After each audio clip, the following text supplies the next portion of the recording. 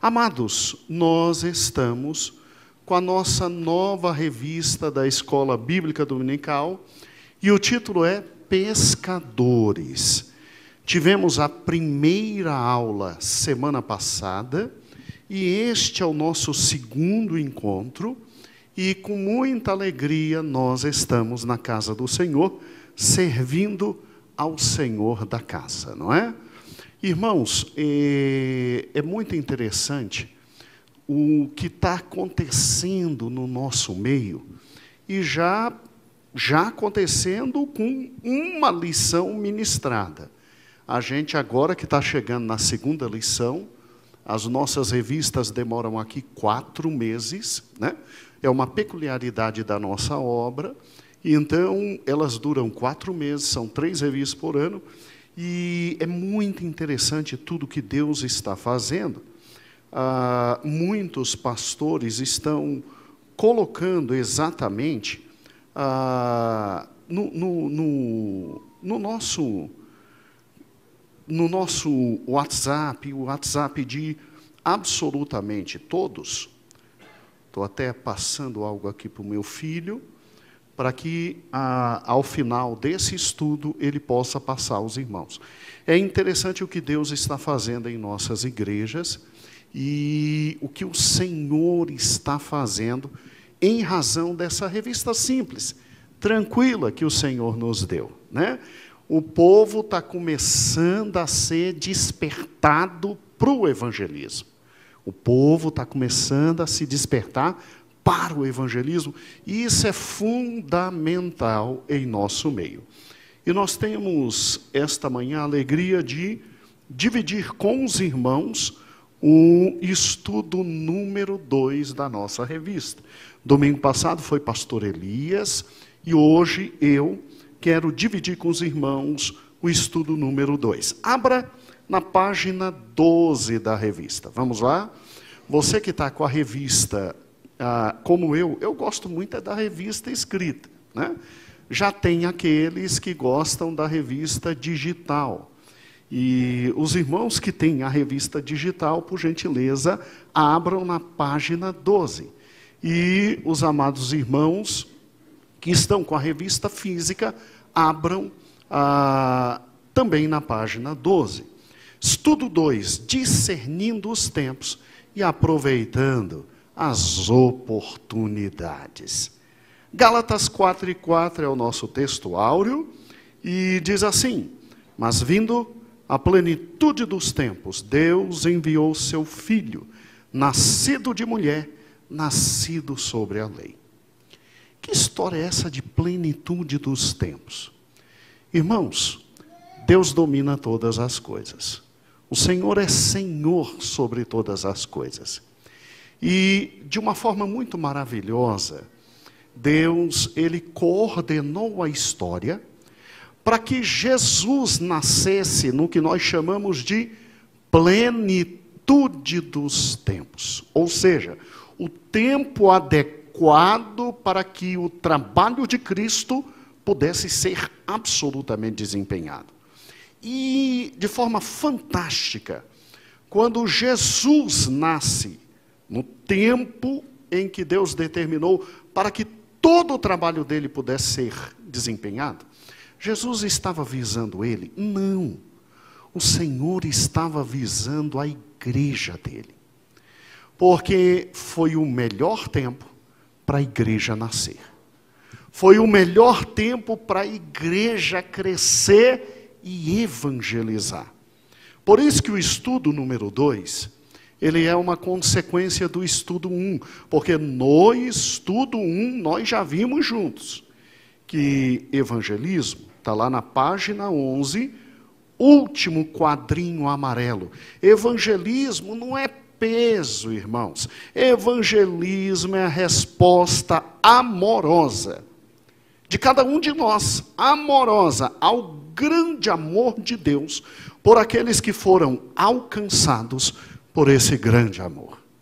Evangeliza quem se sentiu amado pelo Senhor, quem foi alcançado pelo amor de Deus e agora tem que sair para tudo que é canto falando desse amor. E é fantástico o evangelismo, sabe por quê?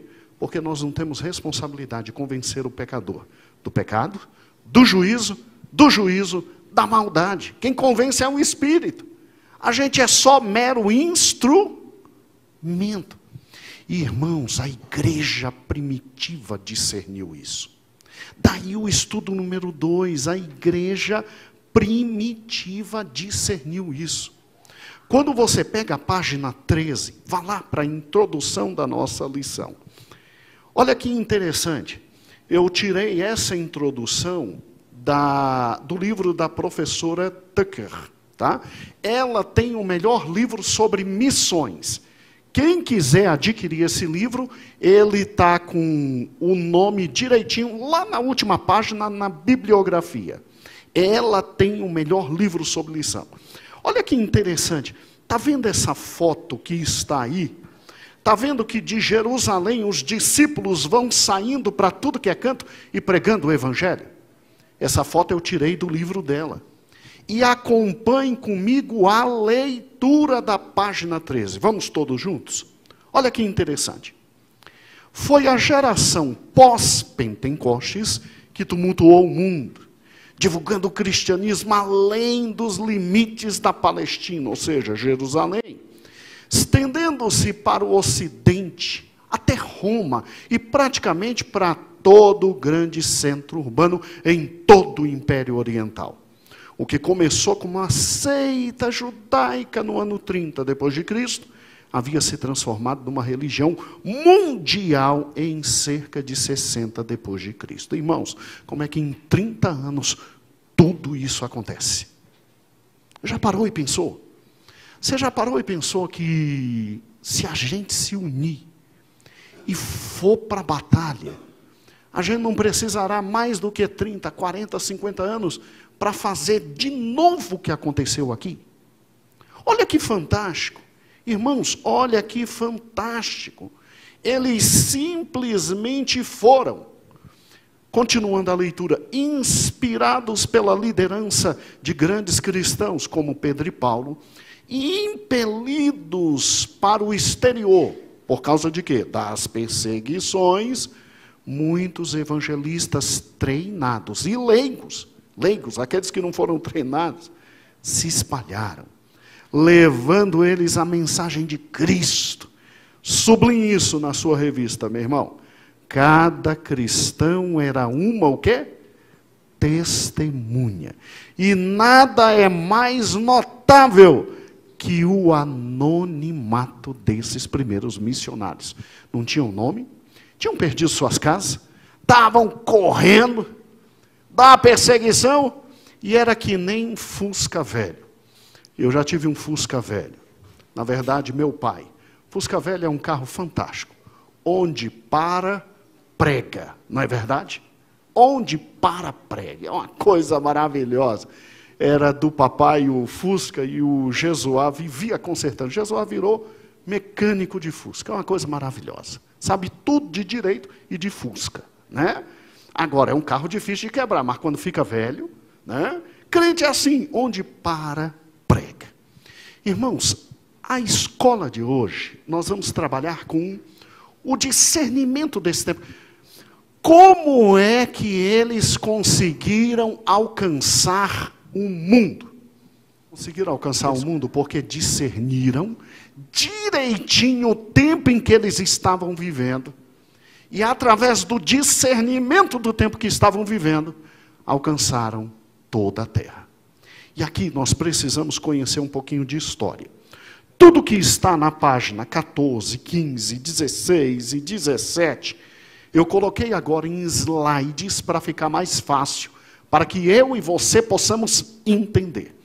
Então, se você tem, como eu, problemas de vista, chegue mais perto possível do slide. Quem está em casa, para tudo agora, olho completamente fixado na tela que você está vendo, porque não basta agora só a voz. Eu preciso dos seus olhos. Obrigado, meu amor. Deus abençoe. Vamos lá. Olha que interessante. Nós já sabemos, exatamente aqui está o mapa mundi, e a gente sabe que aqui está a região do Império Romano. O Império Romano estava ali, irmãos. E Jerusalém estava bem aqui, ó. Era um nada no Império Romano. Era uma província de segunda mão, que eles precisavam para ir do sul ao norte e do norte ao sul.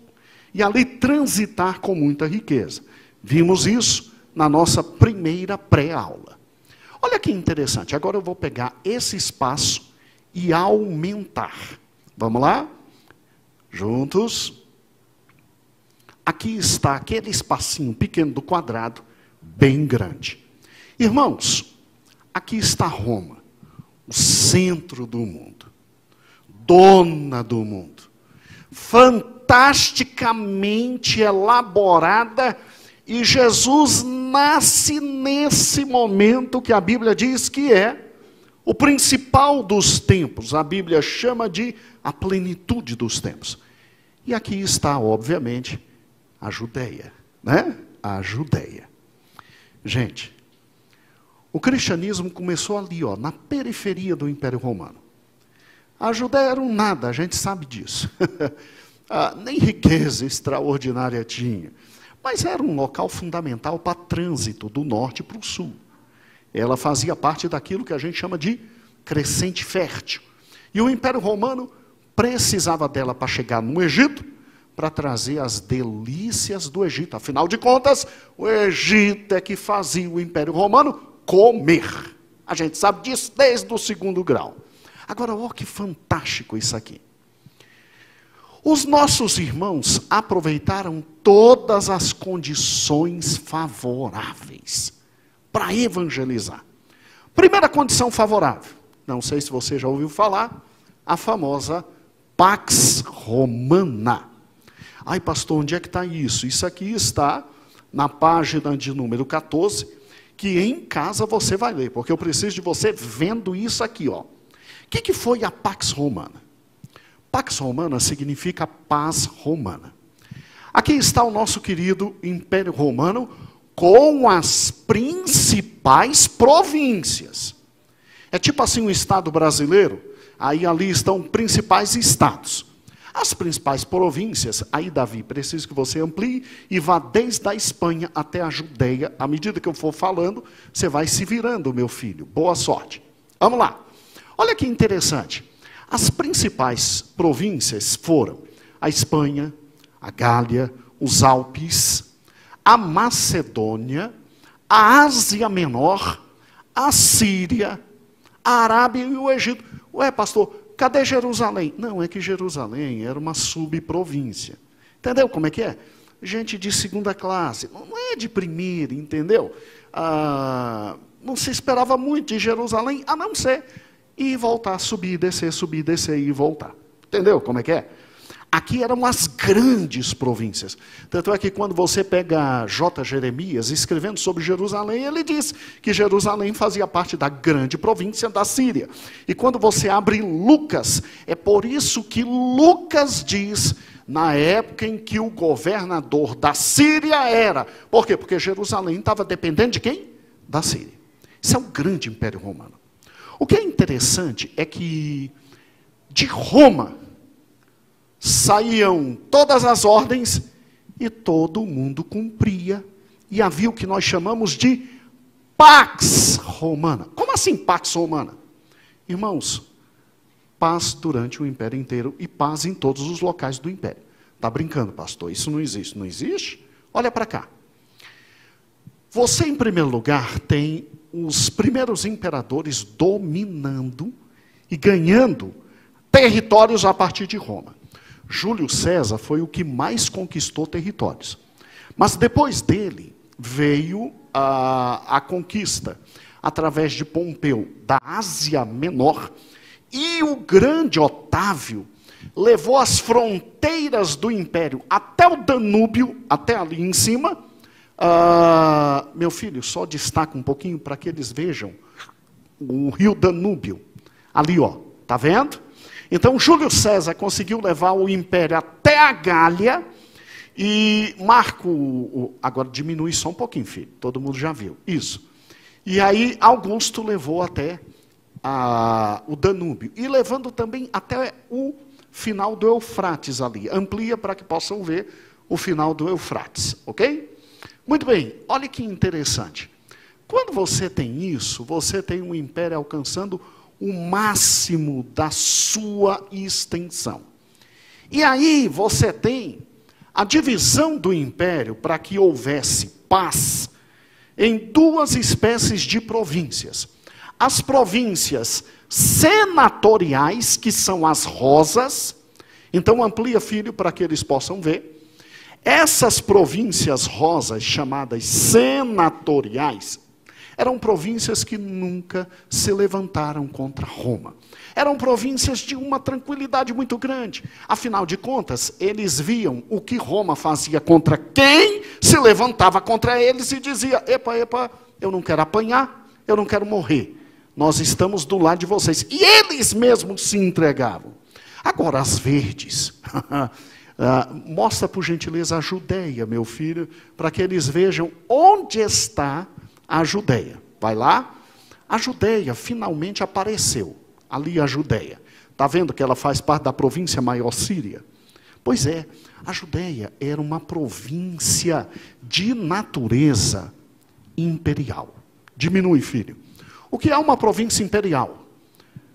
O exército romano tinha que estar lá. A administração dela não era pelo Senado, ela pelo Império, na base da força e da truculência. E aí o povo ficava quietinho, porque senão apanhava. Entendeu? Que coisa simples. Então, Roma tinha essa grande vantagem de os imperadores, de forma muito inteligente, davam algumas províncias, abaixa ali, para os nossos queridos senadores romanos, e aí os senadores ficavam tranquilinhos, não queriam matar os imperadores. E aí as províncias rosas, e aquelas províncias que tinham dificuldade em se subordinar, chamadas províncias imperiais, o administrador era o imperador, que colocava lá um militar para, através do militarismo extremo e forte e coercitivo, dominar. Por isso que Pôncio Pilatos estava onde? Na Judeia. E daí o que acontecia? Todo mundo vivia em paz. Até nas províncias imperiais a paz existia, porque quem se levantava morria crucificado. Morria crucificado. Isso traz o quê para a igreja? Isso traz todo esse território pacificado. Isso traz toda a sensação de paz no território. Paz interna e paz internacional. Porque quem não estava dentro desse território e vivia fora desse território, era chamado de bárbaro. E bárbaro por quê? Porque não tinha os costumes da civilização romana. E aí, grande parte do império colocava os seus legionários para defender o quê? As fronteiras. E legiões menores para defender a pacificação interna. E tinha várias províncias que não traziam problema. Resultado, a igreja se aproveitou disso. Olha que Jesus tinha um discípulo chamado Simão Zelote, e era daqueles sicários, aqueles que eu te mostrei na aula passada, que tinha uma faquinha que ficava escondida para matar romano. Toda vez que um romano passava, entendeu? Espetinho de romano. Entendeu como é que é? E era fantástico, porque a Pax Romana possibilitou o quê? Vamos lá. Não se temia a possibilidade de guerra e instabilidade interna. Por quê? Porque o exército romano chegava rapidamente e na base da pancada resolvia tudo. E todo mundo estava em paz, né? Em paz. Escute, a igreja se levantou para fazer revolução, para acabar com o governo, para arrebentar tudo e vamos tomar o poder? Não. O nosso reino não é desse mundo. O nosso reino é de onde? E quando o nosso rei se apresentar para o milênio, pastor Cristiano já está fazendo a revista do milênio. E está fantástico, irmãos. Irmãos, a revista do milênio, depois da revista do arrebatamento, meu Deus do céu, mas é para o ano que vem, calma. Quando ele se apresentar para o milênio, aí você vai ver o que é paz. E aí o que acontece? A igreja se aproveita desse período de paz. A igreja não insufla ninguém à guerra. Quando éramos perseguidos, íamos tranquilamente para o Coliseu morrer. Gente como Policarpo, Claudentina sabe disso, é teóloga há mais de 20 anos. Gente como Policarpo, um grande líder ali da Ásia Menor, poderia ter se levantado e levantado uma das maiores guerras no meio nosso. Ele se entregou e disse, ó, fiquem na igreja. Planejaram tudo para roubar ele, e ele disse, negativo, eu vou aos leões. E se os leões não quiserem me pegar, eu vou futucar até morrer. Até morrer, porque eu sou semente. Entendeu? Então, olha que interessante, nós aproveitamos esse período de paz interna e de paz externa. Para quê? Evangelizar. A gente não queria saber de nada, absolutamente nada, sobre questões de insurgência. A gente queria falar que Jesus ia voltar. E a gente foi e aproveitou esse período. E é simples entender isso aqui. Para e pensa comigo. É fácil alguém evangelizar na Ucrânia hoje? É tranquilo evangelizar na faixa de Gaza? Vai falar que Jesus é amor na faixa de Gaza. Agora, quando tem paz, mesmo que a paz seja na base da força, olha que fantástico. Oh, que fantástico. Então, estrategicamente, o Espírito Santo trouxe naquele momento, Claudentina, paz romana, para que a verdadeira paz fosse anunciada. Segundo lado estratégico, isso aqui é fantástico. Aproveitamos-nos então da tal Pax Romana para atingir o império, e aí aproveitamos de uma segunda condição favorável. A Lex Romana. O que é Lex Romana? Lex significa lei, tá? E o que a lei romana ia ajudar a gente, pastor? Vamos juntos. O que é a lex romana? É o direito romano, é o conjunto de regras e normas jurídicas utilizadas na cidade de Roma e posteriormente aplicadas a todo o território do império. Tá, peraí. Então quer dizer que na medida em que o império ia dominando, ele ia levando a lei dele para os outros? Sim. Isso ajudou a igreja em quê? Amigo, se você anda todo o império e você tem um conjunto de normas comuns a todo o império, você sabe o que pode fazer e o que não pode fazer. Você sabe onde pode entrar e onde tem que sair. Você sabe o momento, inclusive, de sair. Não é verdade? Olha que interessante. Existia, então, uma segurança, porque a lei romana foi feita, em primeiro lugar, para a segurança dos negócios. Roma sabia que precisava de muito dinheiro e precisava da liberdade comercial. Roma investiu, então, na livre iniciativa. Então, vamos criar lei para que os negócios fluam aqui dentro e a gente possa cobrar o quê? O quê? O quê? O quê? Impostos, óbvio.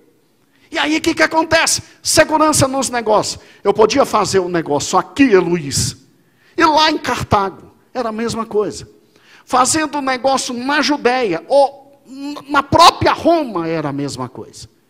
Isso criava economia, dinheiro, finanças. Segurança nos negócios tais, sociedade estável. Você quer ver uma sociedade para pegar fogo? É um comer muito bem e o outro passar fome. Só tinha uma região em Roma, que mesmo tendo segurança nos negócios, era um barril de pólvora. Adivinha quem é? Adivinha quem é? Sim, a Judéia. A Judéia. Por quê? Porque, meu amigo, era fariseu querendo matar saduceu. Era saduceu querendo enforcar Herodiano. Era Herodiano querendo acabar com Zelote. Fora aquele povo que dizia, eu estou light, não estou nem por aí com nada, e fugiu para Qumran, ou Qumran. E lá formou uma sociedade alternativa, tá entendendo? Os hippies da época, entendeu? E aí, meu amigo, lá é que era difícil. Por isso, Pôncio Pilatos não era qualquer um, não. Mandaram para lá alguém para ficar no lugar do filho mais velho de Herodes, porque o filho mais velho de Herodes não conseguiu dominar a Judéia. Os outros 3, ótimo, mas ele. E se você tem sociedade estável, Roma inteligentemente deixava regras locais existirem. Por isso que ela dominou por tanto tempo. Ela dominou por tanto tempo. Ela foi até 1400 e alguma coisa depois de Cristo, na parte oriental. Porque os povos e as coisas internas, tá ótimo. Como é que é? Quem vai casar com quem? Não, tem lei judaica para isso? Deixa para lá. Ai, que eu tenho que levar um cordeirinho para que Yahvé não fique bravo. Não, isso é lei interna, deixa para lá. As leis importantes que geravam a economia, eles dominavam. Mas as leis mais simples, religiosas, familiares, deixa para eles terem a sensação de que alguma coisa está na mão deles. Entendeu como é que é? Então, olha que fantástica. Pois a gente aproveitou a Lex Romana. Aproveitou a Lex Romana como, pastor? Você se lembra que Paulo, quando foi preso, e depois de preso, apanhou, ele disse o seguinte: eu sou cidadão romano e eu quero aqui o tribuno da cidade, porque me arrebentaram, me bateram, sem eu ter direito ao devido processo legal. Rapaz, mas apertaram. O pobre do tribuno ficou com tanto medo, que ele tentou até subornar Paulo. Subornar Paulo. Foi uma coisa horrível.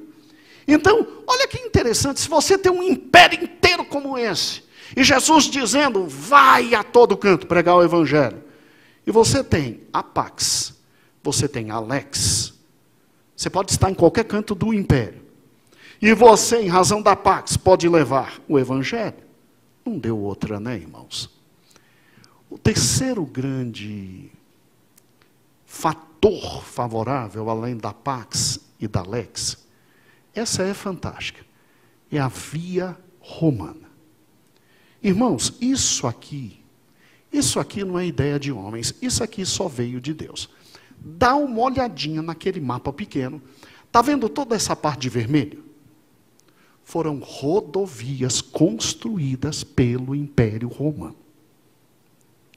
Irmãos, não é à toa que hoje se diz que todas as levam a... Não é à toa, porque foi o único império que conseguiu construir rodovias capazes de fazer o seu exército se deslocar rapidamente. Essa era a maior finalidade deles, para garantir a tal da Pax Romana, entendeu? Uma província que estava meio revoltada, saiu uma legião rapidamente do local que mais estava perto, chegava lá, arrebentava na pancadaria e tudo ficava em paz, né, Rosângela? Tudo ficava em paz. Ou Elisângela, eu sempre erro. Muito bem. Agora, olha que coisa interessante. Os romanos fizeram muito mais do que isso. Porque de Roma tinha acesso a todo o resto do mundo. Os romanos fizeram isso aqui, ó. Primeiro, Davi, eu quero que você amplie o azul. Isso. Vai com calma comigo. Segura aí. Você está vendo toda essa parte de azul? Isso aí foi um estudo feito na Universidade de Stanford. E os historiadores, juntos com cartógrafos e etc., foram verificar as rotas que os romanos fizeram. E olha que fantástico, meu irmão. Está vendo ali no meio? Ali no meio, ó, o mar Adriático. Aí vai, anda, tudo de azul. Isso. Está vendo? Tudo isso aqui no meio é o mar Mediterrâneo. Está vendo? Ó? Ali em Jope, ali, ó. Ali em cima, ó as rotas. Fora a rota lá em cima na Europa. O azul. Vai, filho, continua. Lá em cima, chegando na Inglaterra. Você vai ver agora. Ó. Continua. Olha ali as rotas, ó. Olha quanta rota de azul. Sabe o que é isso?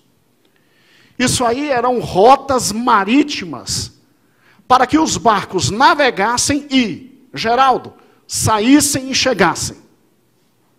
Entendeu? Por isso que ninguém até hoje consegue entender, a olhos humanos, o que aconteceu com a navegação de Paulo.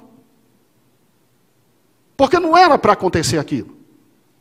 Agora é óbvio que mesmo Paulo, sem ser grande navegador, sabia que o tempo estava desfavorável, e daí as várias possibilidades de rota, e o animal do navio, do dono do navio, do chefe do navio romano, não, que eu vou na rota, essa aqui é a rota, mesmo sabendo que era a outra que tinha que seguir por causa dos ventos. Quase morreu todo mundo. E Paulo avisou. Gente, essas rotas é que nem hoje, rota de avião, para navio não bater em navio. Os indivíduos calculavam isso na época, gente. E qual era a melhor estação do ano para seguir em cada rota? Olha! Fora as rotas, aí agora, filho, é o mapa terreno, tá? Aí o vermelhinho. Fora aquelas rotas que eu te falei. As rotas que saíam de Roma, ó, e chegavam a qualquer lugar do mundo. Tá vendo? Qualquer lugar do mundo. Eles eram fantásticos. Adivinha? Para quem Deus fez isso aí? Adivinha? Para quem andar nisso aí e levar o Evangelho? Aproveitando da Pax Romana. Vocês sabiam que a cada 100 ou 150 quilômetros, não me lembro agora, tinha um destacamento romano para proteger os viajantes na estrada? Sério? Pastor, mas como é que os ladrões faziam? É porque você sabe como é que é, né? A gente tem daqui para Goiânia a rota oficial, mas não tem as paralelas? Aí o indivíduo não querendo pagar o pedágio, vai na paralela. Se o carro quebra, ele está morto. Pelo menos no pedágio vai. Aí quem pega a rota paralela, se arrebenta. Heloísa, olha que fantástico isso. Gente, Deus é fantástico. Olha, Heloísa, que fantástico. Vem comigo, ó. Isso aqui é um estudo de 2018, feito pela melhor equipe alemã de rotas, né? A Alemanha tem muito interesse em rotas, por causa do dinheiro que se move nas autobus. São estradas que você pode andar 300, 350 por hora. E os alemães fizeram um estudo só para provar que todos os caminhos levam a Roma, realmente. Todas as rotas grandes foram feitas pelos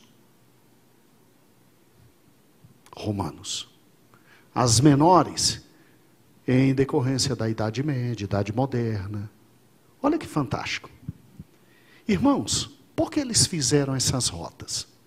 Bem, Roma estava pensando nela, né? Primeiro, para a livre circulação de pessoas, porque Roma queria que todo mundo fosse de um canto para outro, levando dinheiro. Entendeu? Segundo, livre circulação de riqueza. Afinal de contas, a gente tem que trazer do Egito comida para Roma. A gente tem que trazer da Ásia Menor roupa para Roma. A gente tem que trazer da Britânia, da Germânia, da Espanha, vinho, leite, ouro e os mais vigorosos lutadores para Roma, porque tem que ter um circo romano. Então riqueza tinha que andar. E o mais importante, rápido deslocamento do exército para manter a Pax Romana, entendeu? William, olha que interessante isso. Isso aqui é fantástico, filho. Olha que interessante, olha como era feita a via romana. Pastor, quem fazia isso? Uai, quem é que faz o trabalho sério, profundo, honesto e difícil no mundo, senão o exército. E engraçado, como é que ainda querem acabar com o exército? São os únicos que encaram isso. Isso aí é o exército, cara. Exército romano. Vai perguntar no Brasil as melhores estradas, de onde veio? É o exército, meu amigo. Graças a Deus pelo exército. Nada contra a marinha e a aeronáutica, tá? Mas exército é outro nível, né, meu irmão? Exército é o exército. Agora vamos aqui, ó. 5 níveis. Cada estrada romana tinha 1 metro de profundidade. Várias camadas, tá vendo? Barro, aí concreto, aí areia, aí argila, aí concreto, aí cascalho, aí pedra. Aí a pedra vinha por cima como último detalhe. Vamos lá. Tinha como estrada dessa ter buraco? Tinha como estrada dessa precisar ser reformada? Você sabia que com os grandes desastres naturais no mundo, a única coisa que não sofreu abalo nenhum foram as estradas romanas? Será por quê? Vamos lá. Eram construídas de forma que a água se esvai rapidamente, era drenada, e muito legal isso, sempre reto, sempre reto. Mas se tivesse uma montanha, eles cavavam a montanha, sempre reto. Por quê? Porque desloca mais rapidamente. E, meu amigo, se a cada 150 quilômetros, um destacamento romano para promover a paz, adivinha quem se aproveitou disso e foi pregar o evangelho? Gente, aqui está a Via Ápia, ó. Tá? Por cima assim, por baixo, segurança extrema. Deus é Deus, né, irmãos? Deus é Deus. Então você tem exatamente de Roma, nesse império inteiro, tudo isso aqui, ó. Você tem, primeiro lugar, Pax Romana. Segundo lugar, Lex Romana. Terceiro lugar, Via Romana. Pastor, mas tem um problema sério. Tá, qual é? Como é que eu vou chegar num outro local, pregar o evangelho, se a peça rara do outro local não fala hebraico como eu falo? Na verdade, nessa época os hebreus nem falavam hebraico, era só no templo, era aramaico. Eles não falam aramaico, pois é, até nisso Deus pensou. Terceira condição favorável, a língua grega. A língua grega. Filho, volta agora para mim e depois você vai voltar desse ponto. Abre agora a revista na página 16, por gentileza. O resto está tudo aí. Se você depois em casa chegar, pegar um tempinho como vai pegar, na página 14 tem a Pax Romana, na página 15 tem a Lex Romana, na 15 a Via Romana e agora, obviamente, a língua grega.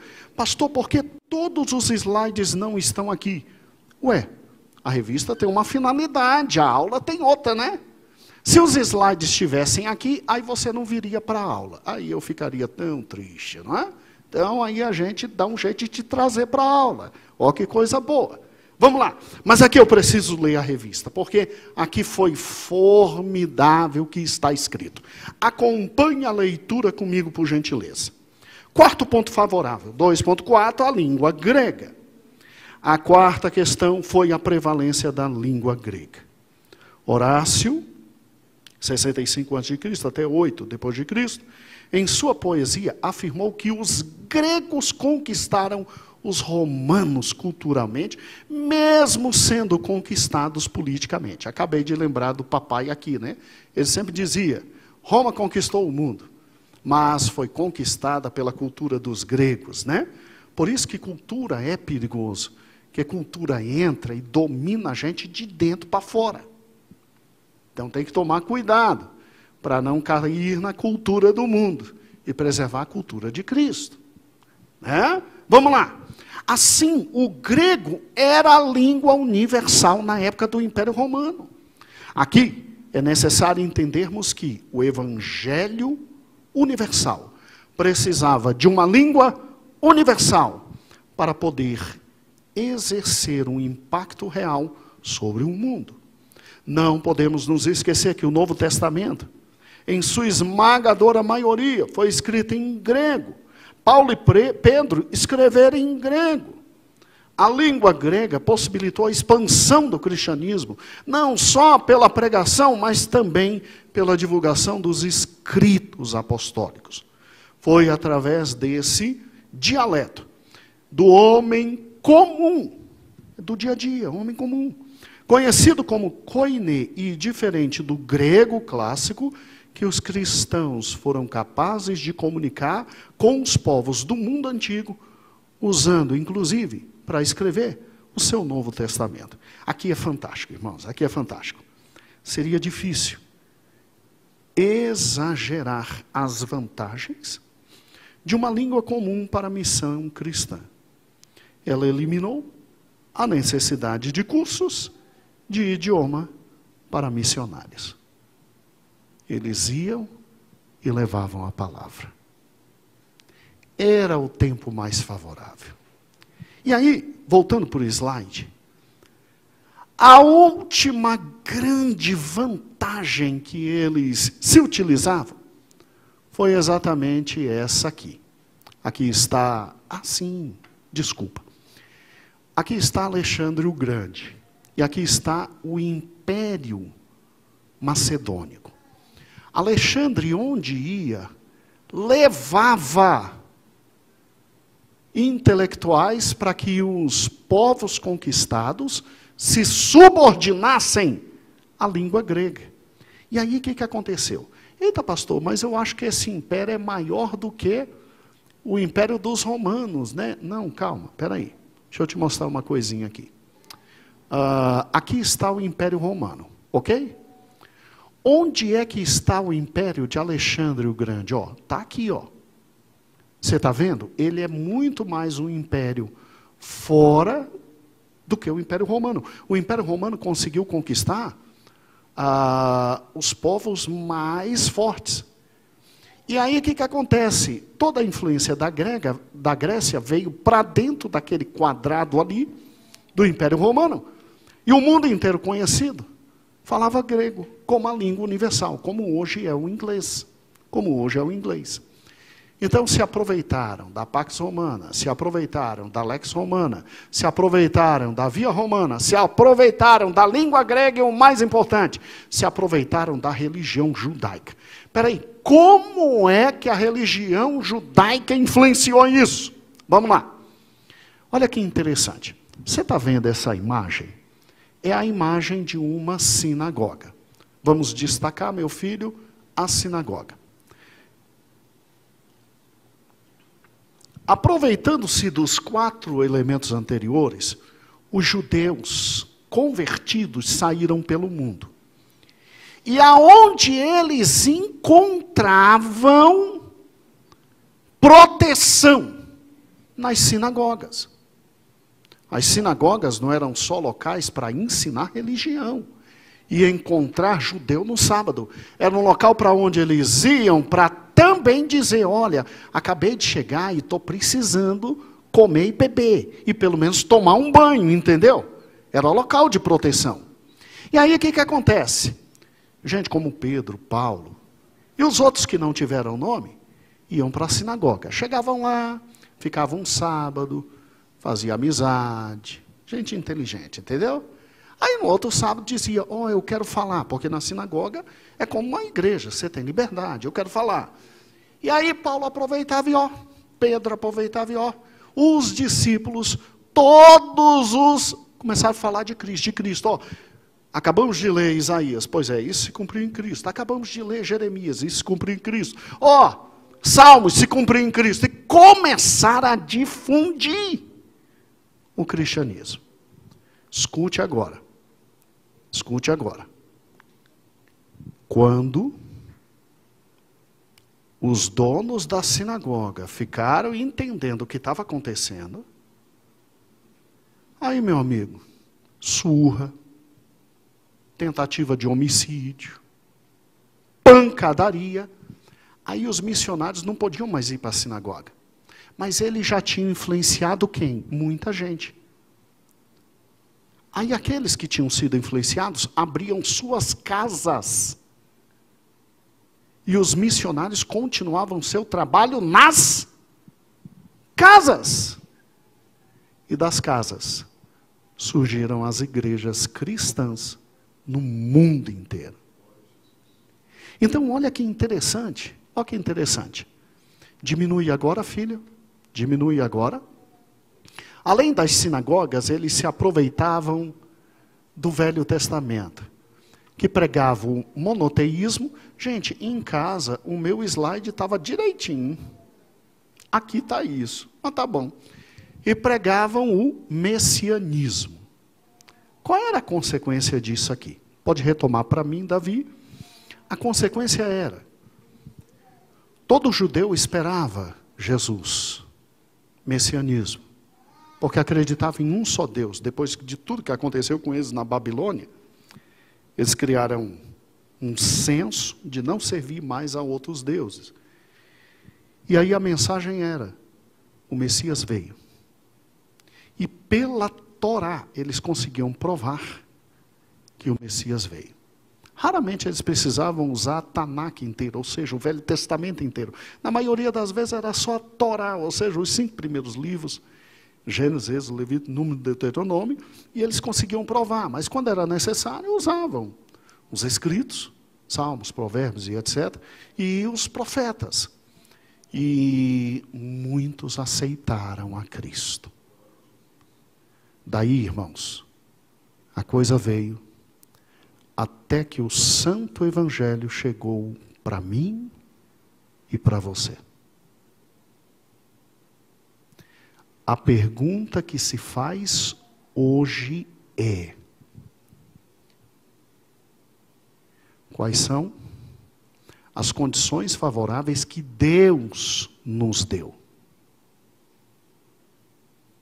Não é possível que você não tenha algum trunfo na mão para falar de Cristo para alguém.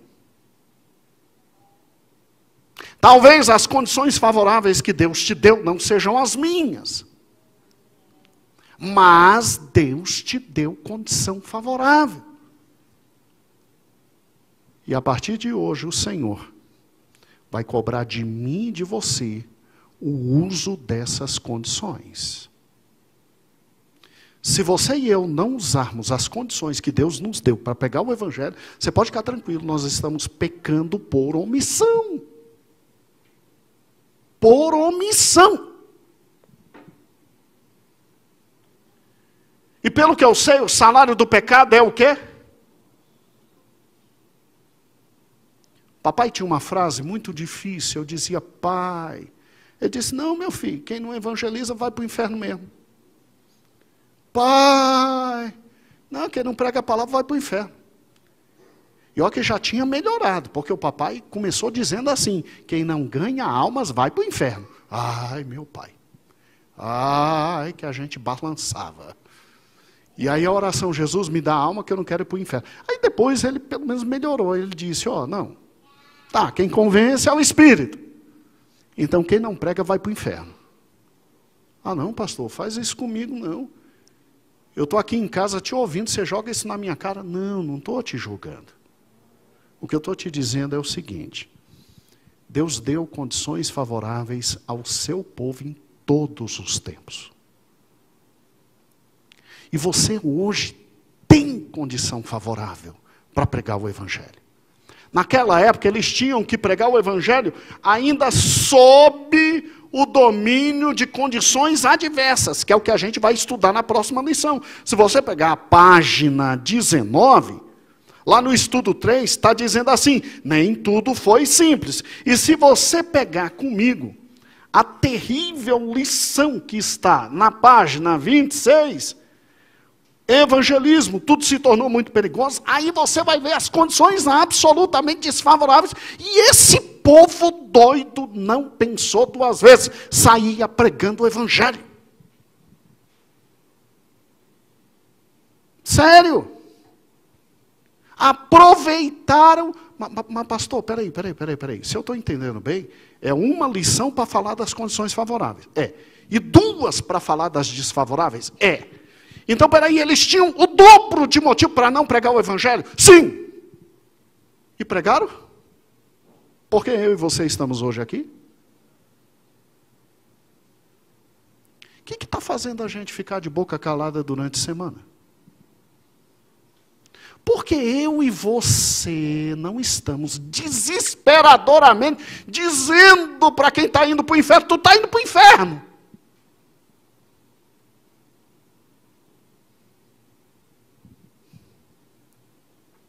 Você sabia que Deus compara gerações? Jesus disse quando esteve, Rubão, em Cafarnaum, ele disse assim, se fossem operadas aqui em Betsaida, Cafarnaum, os milagres que eu operei, se fossem operados Sodoma e Gomorra, eles teriam se convertido. Pode ficar tranquilo que Sodoma e Gomorra está no inferno, mas a parte do inferno que você, Cafarnaum, vai estar, é pior. Há graus de punição. Não pense que o inferno é igualzinho para todo mundo, não.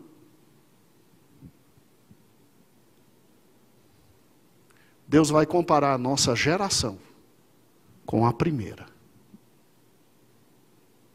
Deus vai ver cada uma das condições favoráveis que eles tiveram e as nossas. Também Deus vai levar em conta as condições desfavoráveis que eles tiveram e as nossas. E se você parar e pensar e dosar, é uma vergonha para a gente. Nós vamos prestar contas diante dele. Eu e você. Eu, em primeiro lugar, porque eu tenho um dever de te avisar. E ser exemplo. E você, depois de ter me ouvido, agora o dever de sair e pregar o evangelho. Gente, a gente está com uma meta simples. Simples. É falar que Jesus é bom para uma pessoa por semana. É falar que Jesus é bom para um por semana.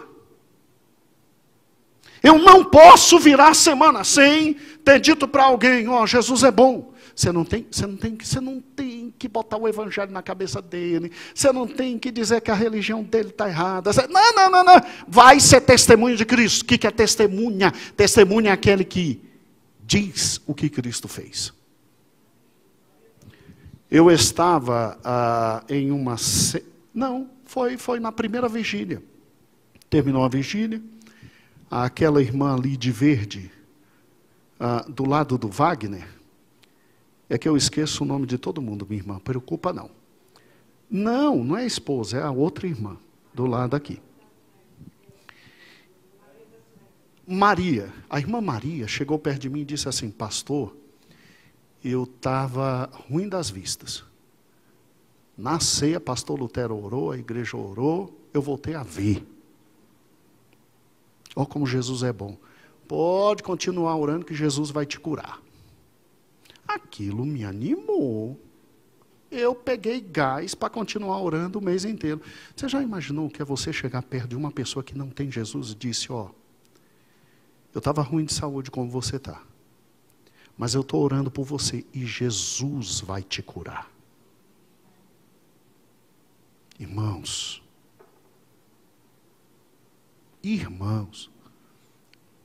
ele não está aqui, ele não sabe, mas eu sei.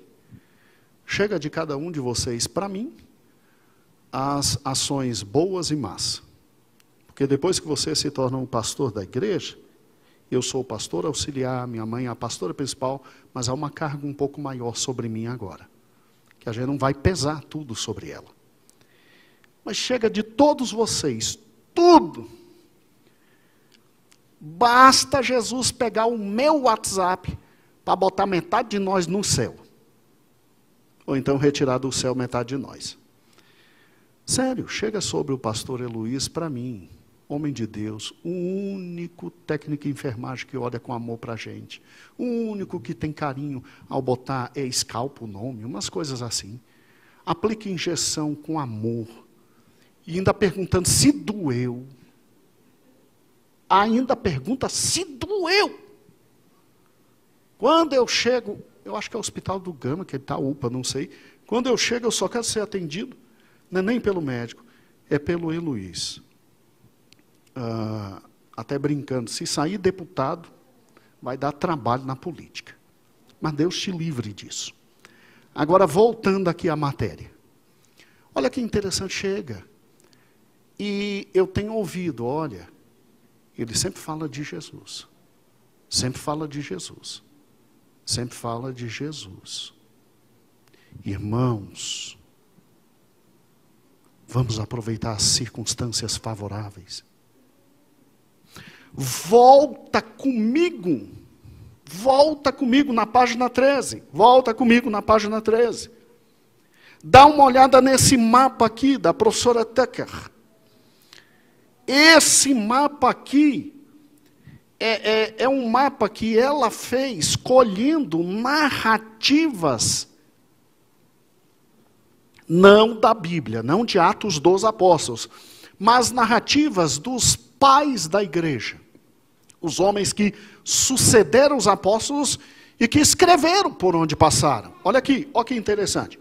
Quando você pensa em Tiago o Grande, você está vendo que ele sai de Jerusalém e ele vai andando até chegar à Espanha. Ó, João chegou até aqui, a Turquia, aqui em cima. Olha que fantástico. Gente, Tomé vai até a Rússia. Bartolomeu a mesma coisa. Simão até a Pérsia, cada um vai para um canto. Agora, eles não iam só, eles fazem como Cristo. Ele ia com o grupo dele, entenda essa figura, eles iam com os grupos dele. E ao chegar nas cidades, eles se dividiam de 2 em 2. Sabe por quê? Porque desde Cristo, basta ter comunhão entre 2 pessoas para que uma cidade seja alcançada. Desde Cristo. Só precisa de 2 juntos para uma cidade ser alcançada. Gente, se a gente se unir, o gama é nosso. Entendeu? Sério. E eu estou falando porque eu também falo com outros irmãos de outras igrejas que usam nossas revistas de forma livre. Nos cultos deles, muitos nem colocam que é nossa revista, não tem problema. Eu não tenho problema com direitos autorais. Outros irmãos usam de forma livre nossas revistas, os estudos, e eu estou falando com você agora, que está ouvindo essa aula para depois passar na sua igreja.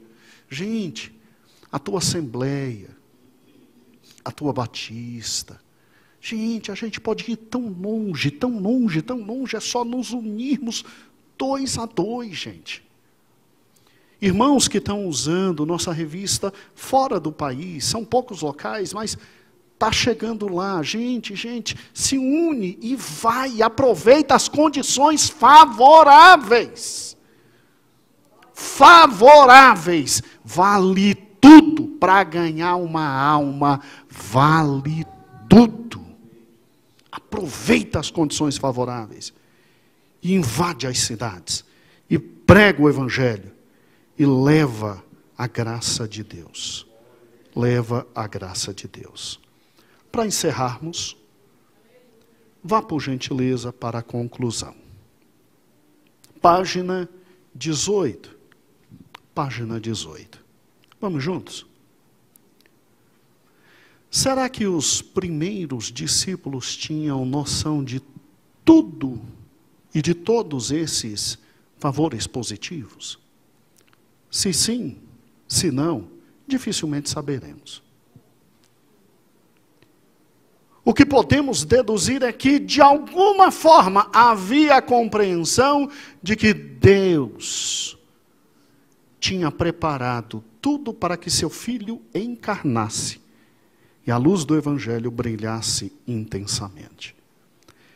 Temos 2 textos bíblicos que fazem pensar assim. Primeiro, o que está em Gálatas e depois em Marcos. Em Gálatas 4:4, Paulo chama a atenção para essa história de preparação providencial que antecedeu a vinda de Cristo à terra em forma humana. Vindo a plenitude dos tempos, Deus enviou seu Filho. E Marcos também indica que a vinda de Cristo aconteceu quando estava tudo já preparado na terra. Marcos 1:15. O estudo dos eventos que antecedem o aparecimento de Cristo sobre esta terra faz com que o estudante equilibrado reconheça a verdade das afirmações de Paulo e Marcos. Se os discípulos sabiam, não sabemos, mas nós, aqui agora, não temos nenhuma dúvida. Deus é Senhor da história. Tudo está absolutamente em seu controle, para que o Evangelho seja difundido e o conhecimento sobre Cristo chegue a todos. Não se engane. Alguém na terra terá o privilégio de evangelizar. Que sejamos nós. Evangelizar é ato de amor e evangelizar é privilégio. Que sejamos nós. Irmãos, nós não vamos mais deixar passar nenhuma semana sem aproveitar qualquer oportunidade que surja para dizer: Deus é bom, e o Senhor te ama, e você precisa dele. E você precisa dele. Mas não deixa. Pessoa veio para perto de você reclamar de alguma coisa. Nós vamos orar e tua família vai ser transformada. Nós vamos pedir, o Senhor vai fazer. O Senhor vai fazer. O Senhor vai fazer. O Senhor vai fazer. Nós temos essa manhã aqui um senhor que veio pagar um voto. Ele é produto do trabalho da Edmeia. E é um homem que está sendo alcançado pelo Evangelho. Todas as portas fechadas para aposentadoria. Edmeia começou a orar. Deus abençoou. Deus abençoou. Gente. Isso. Foi lá ajudar, levou, fez. Gente. E Edmeia não tem o que fazer? Tenho que fazer. Edmeia não tem o que tenho que trabalhar. Edmeia tem pelo que orar, gente. O mundo está arrebentado e a gente tem Jesus. A gente tem Jesus. Mas pastor, minha casa está arrebentada, sem nenhum problema. Quem conserta tudo é Jesus. A tua e a de quem você está evangelizando. Pastor, estou sem dinheiro. Como é que eu falo para alguém que Jesus supre necessidades? Nunca vi um justo mendigar o pão e padecer fome. Você está mendigando? Não, pastor. Só está apertado. Só está apertado. Jesus está sendo bom? Vai ser bom com você e ele.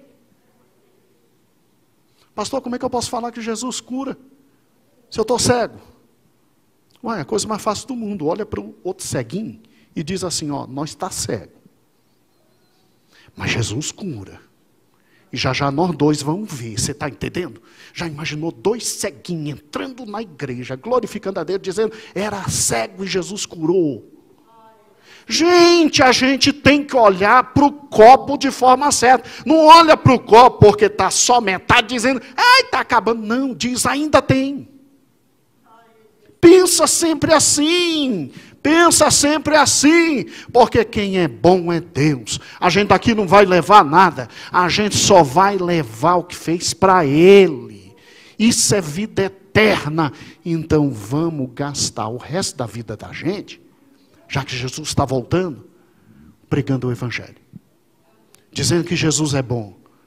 E tentando trazer as pessoas para Cristo, para a casa do Senhor. Entendeu? Você não vai levar as pessoas para um outro local, porque talvez você não conheça. Mas a tua igreja, você conhece. Você sabe quem é quem. Você sabe dentro da sua igreja quem é enrolado, quem não é enrolado, quem está bem, quem está mal, quem está assim. Você conhece todo mundo, então leva para a tua igreja. Na tua igreja, todo mundo está lutando para viver o Evangelho. Então, a pessoa vai lutar para viver o Evangelho. Diz que a tua igreja é imperfeita. Sempre diga que perfeito é o Senhor da igreja, mas que a gente está junto para ir para o céu. Você está entendendo? Junto para ir para o céu. Então, irmãos, primeira lição, evangelismo é ato de amor. Segunda lição, evangelismo é privilégio. Eu vou ver tudo de positivo que Deus me deu, e eu vou usar o que eu tenho para levar Jesus às vidas. Às vidas. Amém? Senhor, obrigado por essa lição. Tu és Deus de amor, Tu és Deus de graça, Tu és Deus de misericórdia, Tu és Deus de bênção. Como nós nos alegramos por estar na Tua casa essa manhã. Senhor, eu espero que a lição tenha ficado no coração dos meus irmãos. Eu espero que a lição alcance, Senhor, aqueles que também em casa estão. E eu espero que a gente comece a falar, ó Deus, para no mínimo uma pessoa por semana que Tu és Deus e Tu és bom. E começamos, Senhor, a trazer pessoas para a Tua casa, para que ouçam alguma coisa de boa, porque, Senhor, lá fora só tem esgoto, Deus, só fezes, só maldade. Na Tua igreja ainda existe palavra de vida. E, Senhor, Tu sabes o quão sérios somos. Tu sabes que ninguém, Senhor, aqui está atrás de dinheiro, de bens. Ninguém está atrás de fortuna. Tu conheces nossa igreja. Nós Te louvamos pelo nosso saudoso pastor que nos colocou Tua palavra de forma tão forte no coração e sendo tão sincero, ó Deus, trabalhou na Tua obra. Sim, homem como todos nós, com defeito, mas que buscou viver a Tua palavra. E nós estamos no mesmo caminho, caminhando, trabalhando, Deus. Então, nós temos tudo para trazer pessoas à Tua presença. E, Senhor, perdoa-nos, porque omissão é pecado, e o salário do pecado é a morte. Perdoa-nos pelos dons que temos e ainda não estamos usando para pregar o Teu Evangelho. Perdoa-nos pelas habilidades que temos, pelas circunstâncias favoráveis que temos e ainda não estamos usando para pregar o Evangelho. Amado Espírito, incomoda cada um que esta manhã nos ouviu, para que o coração se aqueça e diga: eu sei fazer isso. E como é que isso pode alcançar vidas? E se levante para a honra e glória do Teu nome. É o que nós te pedimos. Desde já gratos te louvamos. Amém e amém.